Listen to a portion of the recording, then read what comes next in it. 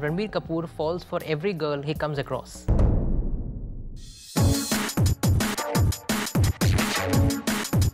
That Ranbir Kapoor is a flirt, we all know by now, thanks to Deepika Padukone and Sonam Kapoor. But क्या कपूर खानदान का ये चिराग है as a person weak या फिर unique? What about his autograph? Can easily give away the possibility कि रणबीर हैं एक दिल fake guy? Will Ranbir ever settle down, or will he always be a Casanova? What is it about his signature? Why do you feel that? Actually, I'm very impressed with the way Ranbir signs, क्योंकि इतनी clear और इतनी readable signature शायद ही किसी Bollywood industry या कोई star की है.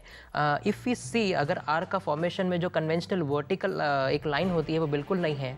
I mean, this is the best part about his signature, क्योंकि hailing from a Raj Kapoor clan और उनकी जो illustrious family है, फिर भी आज रणबीर ने अपना एक mark बना दिया. He is already declared like almost like a superstar. So Ranbir in that capacity will always have an edge over others, और उनकी एक खुद की आइडेंटिटी वो बना पाए हैं. Also एक बात बहुत यूनिक है, कुछ समझ नहीं आता कि वो R इंग्लिश में है कि वो हिंदी का र है.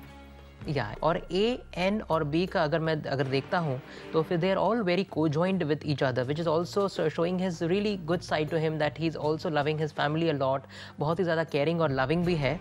और I अगर हम देखें, I is really twisted, और उसमें अगर जो I का डॉट है हार्ट जैसा दिख रहा है. बिल्कुल बिल्कुल, and that is like completely, I would say, a दिल fake personality. I mean, I think he falls for every girl, even he barely knows for that matter. और वहाँ पे मुझे लगता है कि Ranbir should perhaps, I mean, take it quite seriously now. और R का अगर मैं फॉर्मेशन देखता हूँ, R is again going downwards. तो कहीं ना कहीं मुझे लगता है कि उनको इतनी सक्सेस मिल गई है बहुत कम उम्र में. He should be very very perhaps mentally stable about it. Otherwise he can really get affected by the whole stardom. Again उनकी जो baseline काफ़ी twisted है. I want it to be completely straight, या तो फिर वो बिल्कुल ना करे, क्योंकि overall उनके signature काफ़ी एक clear है. And perhaps this man knows what he wants. So which is the best part about him.